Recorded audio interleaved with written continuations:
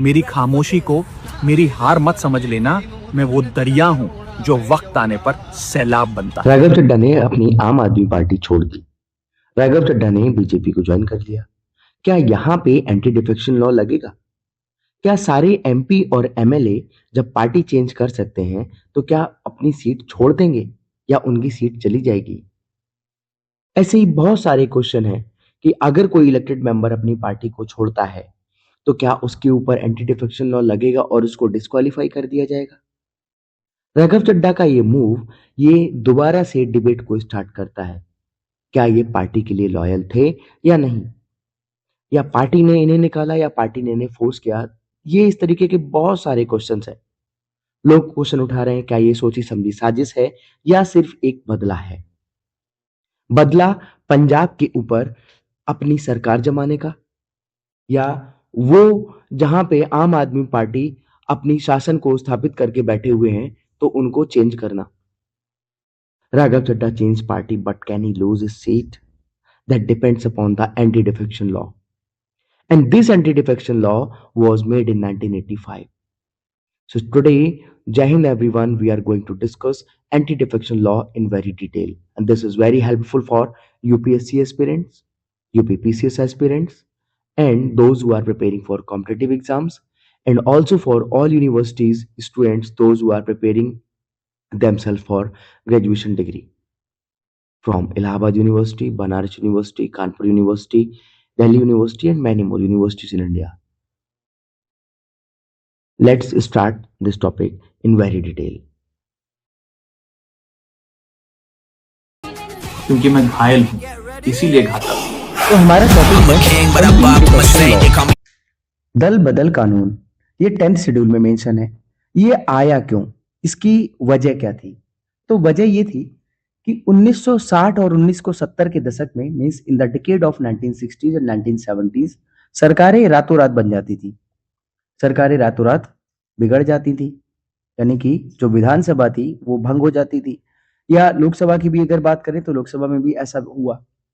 ठीक है, एमपी और एमएलए जो होते थे वो अपनी पार्टी को चेंज कर लेते थे। मान के चलिए किसी एक पार्टी से इलेक्ट होकर के आए और उन्हें दिख रहा है कि दूसरी वाली पार्टी हमें ज्यादा पैसे दे रही है, या मान के चलो उनमें ज्यादा उनका फेवर है, उन्हें अच्छा प्रॉफिट दिख रहा है, तो वो उसको ज्वाइन कर लेते थे। ऐसे ही एक बेस्ट एग्जांपल हमारे सामने आया 1967 में। यहाँ पे जब हरियाणा में इलेक्शन हुए तो यहाँ पे एक इंडिपेंडेंट कैंडिडेट थे जिनका नाम था गयाराम। अब गयाराम के साथ ये हुआ कि उन्होंने एक दिन में 3 पार्टी को बदला। ठीक है, हसनपुर कॉन्स्टिट्युएंसी से इनका इलेक्ट हुआ, यानी कि हसनपुर कॉन्स्टिट्युएंसी जो थी हरियाणा के अंदर, तो वहां से इलेक्ट होकर के पहुंचे। अब इन्होंने क्या किया कि ये पहले कांग्रेस से इलेक्ट हुए, इसके बाद उन्होंने यूनाइटेड फ्रंट को ज्वाइन कर लिया, फिर कांग्रेस में चले गए और फिर यूनाइटेड फ्रंट में आ गए। तो जो यूनाइटेड फ्रंट के लीडर थे, यानी कि इन्होंने एक बार में क्या किया, 3 बार चेंज किया, कांग्रेस से यूनाइटेड प्रोविंस, यूनाइटेड फ्रंट से कांग्रेस, फिर कांग्रेस से यूनाइटेड फ्रंट। तो उस टाइम पे जो उस पार्टी के यूनाइटेड फ्रंट के जो लीडर हुआ करते थे राव बीरेंद्र सिंह, तो उन्होंने एक प्रेस कॉन्फ्रेंस करी, और जब प्रेस कॉन्फ्रेंस करी तो उन्होंने बोला कि नाउ गयाराम इज आयाराम। तब से ये कहावत बहुत ट्रेंड में हो गई, आयाराम गयाराम, आयाराम गयाराम, मतलब यही नेताओं का आना और जाना।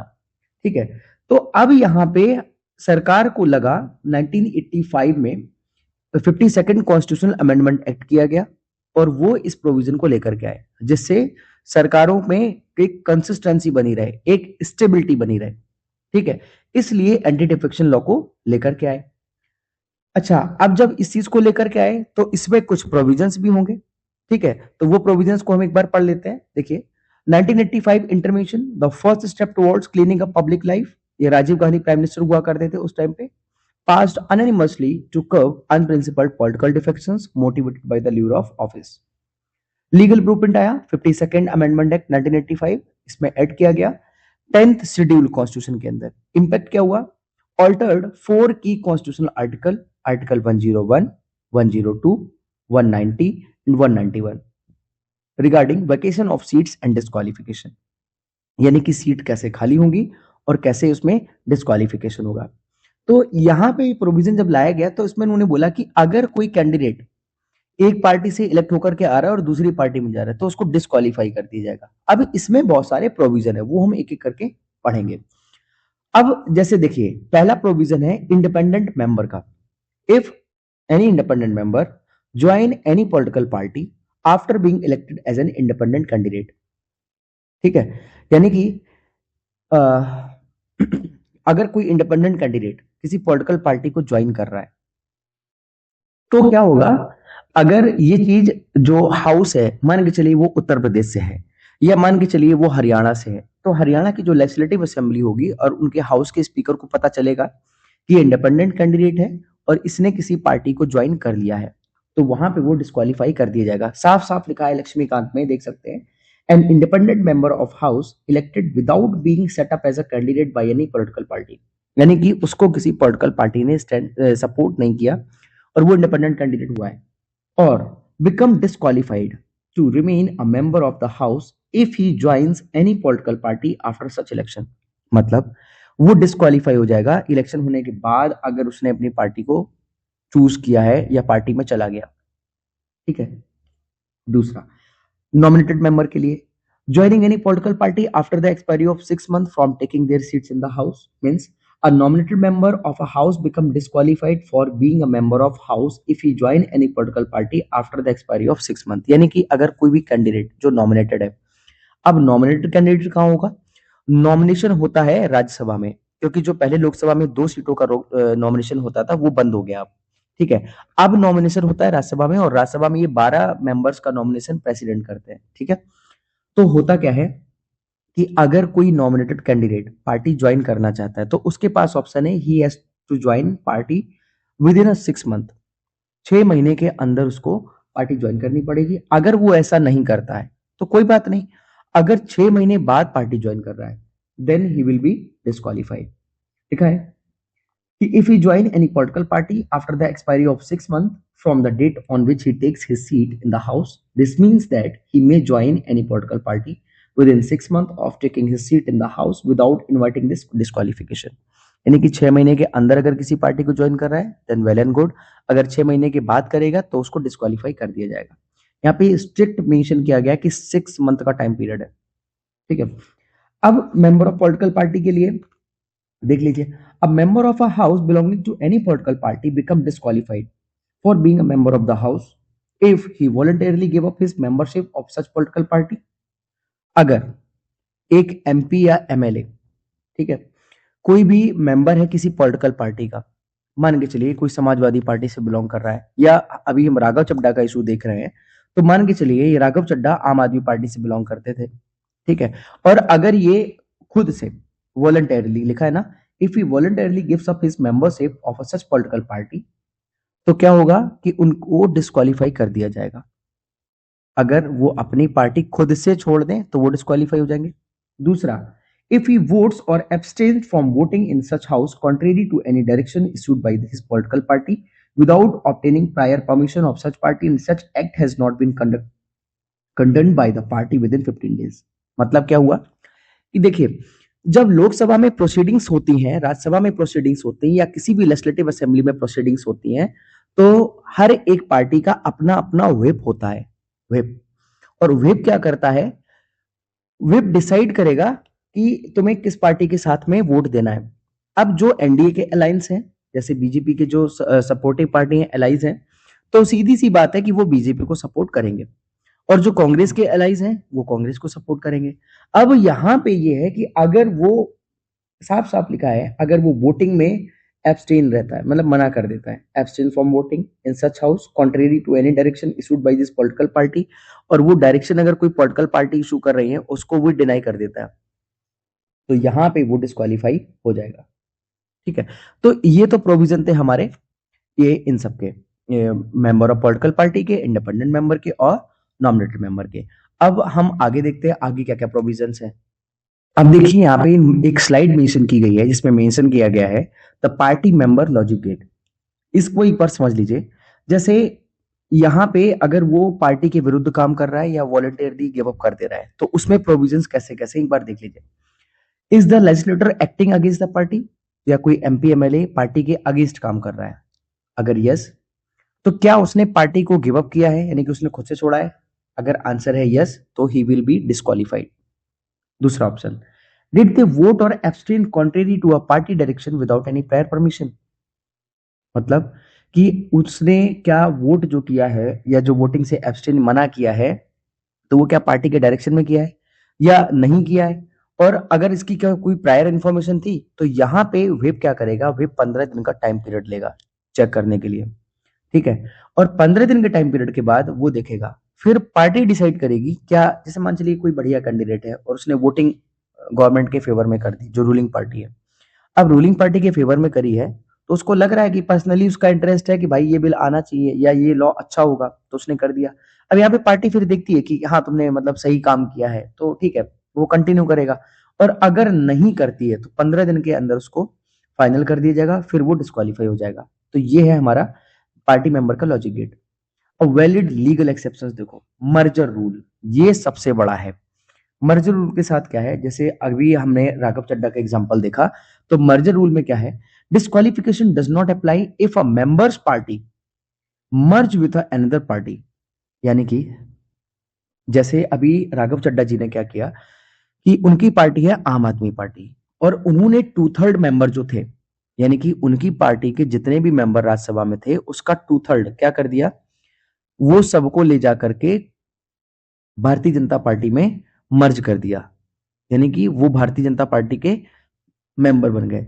तो यहां पे एक प्रोविजन है, इसमें ये है कि एक कैंडिडेट अगर आपकी पार्टी को मान के चलिए, जैसे वो राघव चड्ढा आम आदमी पार्टी से बिलोंग करते हैं, हो सकता है कि उनकी तनमन हो गई हो, उनकी अनबन हो गई हो, उनके मतभेद हो गए, उनके मनभेद हो गए हो, उन्हें ना अच्छा लग रहा हो, ठीक है, तो यहाँ पे हो सकता है डिस्क्वालीफाई हो जाए। लेकिन यहाँ पे प्रोविजन ये है कि अगर 2/3 मेंबर एक साथ अगर रिजाइन कर देते हैं एक पार्टी से और जाकर के किसी दूसरी पार्टी का हाथ थाम लेते हैं, तो यहाँ पे ये है कि भाई एक आदमी दुखी हो सकता है, 2 आदमी दुखी हो सकते हैं, इतने सारे लोग दुखी, तो इसका मतलब पार्टी की गलती है, ठीक है। अब merger takes place when 2/3 of the member of the party have agree to such merger. 2/3 member अगर एग्री कर रहे हैं और जाकर के दूसरी पार्टी में मर्ज हो जा रहे हैं, तो यहाँ पे किसी भी तरीके का डिस्क्वालिफिकेशन नहीं होगा, ठीक है। The 91st amendment 2003 deleted the prior exemptions for split by 1/3 of member group defector no longer have been protection. देखो पहले क्या था कि 1/3 मेंबर रहे होंगे, ठीक है, 2003 के पहले, अब इसको उन्होंने 2/3 कर दिया। अब presiding officer exemption, presiding officer का एग्जाम्पशन का मतलब ये, जैसे जो हमारे लोकसभा के स्पीकर हैं या जो विधानसभा के स्पीकर हैं, लिखा है exemption applies if a member after being elected as the presiding officer of the house voluntarily gives up the membership of his political party or rejoin it after he ceases to hold that office। यानी कि जो विधानसभा का अध्यक्ष होगा, जो लोकसभा का अध्यक्ष होगा, वो निष्पक्ष तरीके से काम करेगा, ठीक है, ये चीज है। इसको निष्पक्षता बनाए रखने के लिए क्या किया गया कि जैसे ही वो इलेक्ट होता है और अगर उसको पार्टी चूज कर लेती है कि you will be the speaker of this house, तो वहां पे वो अपनी पार्टी को स्वेच्छा से वॉलंटरली गिव अप कर देगा, छोड़ देगा, रिजाइन कर देगा पार्टी से कि हम आपकी पार्टी को छोड़ रहे हैं, ठीक है। फिर वो ना पार्टी की मीटिंग में ज्वाइन करेगा, ना पार्टी के किसी कोई रैली वगैरह में जाएगा, कुछ नहीं करेगा, सिर्फ वो कॉन्स्टिट्यूशनल पोस्ट को संभालेगा, ठीक है। और जब ये पोस्ट का टाइम पीरियड पूरा हो जाएगा, वापस से उस पार्टी को ज्वाइन कर लेगा। तो यहाँ पे प्रिसाइडिंग ऑफिसर को लेकर के एग्जम्पशन किया गया है, ये चीज याद रखिएगा। Adjudication mechanics, defection has no immediate and automatic effect. कैसे? The complain presiding officer can only act upon receiving a formal complain from a member of the house. अब प्रिसाइडिंग ऑफिसर, देखो ऐसा नहीं है कि इमीडिएट इफेक्ट आ गया कि हाँ भैया तुमने पार्टी चेंज कर दी एकदम हटा दिया, नहीं, कंप्लेंट होगी, प्रिसाइडिंग ऑफिसर उस पर एक्ट करेगा। सेकंड, नोटिस भेजा जाएगा, accused member must be given a chance to submit their explanation. जैसे मान के चलो राघव चड्ढा अकेले अगर पार्टी को छोड़ दे और उनकी पार्टी आकर के लोकसभा में बोले या राज्यसभा में बोले कि भैया ये बंदा हमारी पार्टी को रिजाइन कर चुका है, हमारी पार्टी छोड़ चुका है, तो दूसरा जो उसमें स्टेप लिया जाएगा, तो वो स्टेप ये लिया जाएगा कि प्रिसाइडिंग ऑफिसर जो है वहां का, अब प्रिसाइडिंग ऑफिसर कौन है? राज्यसभा का चेयरपर्सन। चेयरपर्सन क्या करेगा, एक नोटिस भेजेगा और उसमें शो कॉज नोटिस होगा, यानी कि उसको कारण बताना होगा कि भाई किस कारण से छोड़ी है पार्टी, या उसको अपना एक्सप्लेनेशन देना होगा। तीसरा स्टेप, ये ऑप्शनल होता है, कंपलसरी नहीं है। अगर जैसे लग रहा है कि इसमें जांच बैठानी चाहिए तो कमेटी बनती है, वो जांच करती है और फाइनल कमेटी में अगर देख लिया जाता है कि जांच में अगर सही पाए गए तो भाई ठीक है, डिस्क्वालीफाई कर दिया जाएगा, और अगर नहीं पाए गए तो उनको कंटिन्यू किया जाएगा। तो अब चौथा डिसीजन होता है फाइनल डिसीजन। ये प्रिसाइडिंग ऑफिसर क्या करता है, अगर ये make the rule based on established house rule placed before the house for 30 days, यानी कि 30 दिन के पहले इसको रखना होता है। फिर वो बताता है कि हाँ भाई ठीक है, इस तरीके से चीजें हैं, ये इन्होंने मर्ज कर दिया है या इन्होंने स्वेच्छा से छोड़ दिया है पार्टी, और ये इनके जो लॉजिकल पॉइंट्स हैं, तो वहां पे उसको डिस्क्वालीफाई नहीं करते हैं। जैसे अगर लग रहा है कि नहीं उसका ठीक है, मतलब जानबूझ के किया, तो उसको डिस्क्वालीफाई कर देते हैं। ठीक है, इस तरीके से उन्होंने कुछ प्रोविजंस बनाए। जुडिशियल इंटरवेंशन क्या हुआ, देखो सुप्रीम कोर्ट और हाई कोर्ट के साथ क्या हुआ कि ओरिजिनल ब्लूप्रिंट तैयार हुआ 1993 में। Decision of the presiding officer was designated as final and can not be questioned in any court, यानी कि यहाँ पे जो डिसीजन होगा प्रिसाइडिंग ऑफिसर का, वो किसी आप कोर्ट में क्वेश्चन नहीं कर सकते। ठीक है, जो प्रिसाइडिंग ऑफिसर है वही ट्रिब्यूनल के तरीके काम करेगा, वही कोर्ट के तरीके काम करेगा। ठीक है, अब न्यू फ्रेमवर्क क्या आया, जो नया, ये तो ओरिजिनल ब्लूप्रिंट था। ठीक है, decision are now subject to judicial review on grounds of mala fides, perversity etcetera. जैसे पुराना प्रोविजन था, उसमें ये था कि आप इस डिसीजन को कोर्ट में क्वेश्चन नहीं कर सकते। नया फ्रेमवर्क जुडिशियल इंटरवेंशन हुआ। ठीक है, ये 1993 में क्योटो होलोहन केस में। यहाँ पे क्या हुआ कि प्रिसाइडिंग ऑफिसर के जो डिसीजन है, हम उसको एक बार जुडिशियल रिव्यू के लिए कोर्ट में भेज सकते हैं। ठीक है, तो ये चीज हमारे पास नहीं आई। Evaluate the 10th schedule, advantage और क्या है और क्रिटिसिज्म क्या है। एडवांटेज तो देखो ये है कि चेक द एक second, it provide for greater stability in the body politics by checking propensity of legislature to change parties. It facilitate democratic realignment of party in the legislature by way of merger of parties. ठीक है, it reduces corruption at the political level as well as non-development expenditure incurred on irregular election. अब जैसे मान के चलिए वो सब सीटें खाली करके अगर जा रहे हैं, वो मान चलो बंदा छोड़ के चला गया या उसने गिव अप कर दिया, उस सीट खाली हो गई, तो यहाँ पे क्या होगा, उसको फिर से इलेक्शन कराना पड़ेगा, फिर से बहुत सारे पैसे खर्च करने पड़ेंगे। तो इन सब चीजों से बचने के लिए मर्जर का ऑप्शन हमारे पास खुला हुआ है। अब क्रिटिसिज्म क्या है, fails to differentiate between dissent and defection. अब डिसेंट और डिफेक्शन समझ लो। डिसेंट का मतलब होता है हम इससे एग्री नहीं है। जैसे मान के चलो राघव चड्ढा के साथ क्या था कि वो बहुत सारे प्रोविजंस में बोले, जैसे 28 का डेटा प्लान है। ठीक है, एयरपोर्ट पे समोसे और ये कोल्ड ड्रिंक वगैरह है, बॉटल्स है खाने पीने की, पानी की बोतल है, ये सब महंगा मिलता है खाना। तो अब यहाँ पे वो अगर किसी पॉलिटिकल पार्टी कोई बिल लेकर के आ रही है और वो इस पे मतलब इसी से रिलेटेड कर रहा है, ठीक है, तो यहाँ पे वो अपना कंसेंट दे सकते कि भाई ठीक है, I am agree with this. तो अब यहाँ पे क्या है कि पार्टी या पार्टी के अंदर अपनी अलग ओपिनियन रखना। ठीक है, तो एक डेमोक्रेसी का बहुत इंपॉर्टेंट पार्ट है। लीडर्स अपनी पार्टी से डिसएग्री कर सकते हैं, भाई उन्हें नहीं अच्छा लग रहा है तो डिसएग्री कर दिए। ठीक है, कोई एमपी है, एमएलए अपनी पार्टी के डिसीजन को ओपनली क्वेश्चन कर सकता है। तो ये हो गया डिसेंट। ठीक है, डिफेक्शन क्या है, मतलब डिफेक्शन दल बदल। अब दल बदल क्या है कि यहाँ पे ये जो क्रिटिसिज्म है, यहाँ पे डिसेंट और डिफेक्शन में थोड़ा सा डिफरेंस करने में ये फेल होता है, इसीलिए इसको क्रिटिसाइज किया गया। यानी कि हम एक पार्टी छोड़ दे रहे हैं, दूसरी पार्टी में जा रहे हैं। Curbs the legislator right to freedom of conscience, ये क्या करता है, लेजिस्लेटर का जो राइट है फ्रीडम ऑफ कंसाइंस उसको खत्म कर देता है। Sanctions the टायरेनी of the party in the name of discipline. अब पार्टी के साथ टायरेनी वाली चीज आती है, यानी कि दुराचार वाली चीजें आती हैं। ठीक है, कि डिसिप्लिन के नाम पे आप कुछ भी कर रहे हैं इस तरीके से। So this is all about anti-defection law. Thank you so much. We will meet in next topic, new topic. Jai Hind.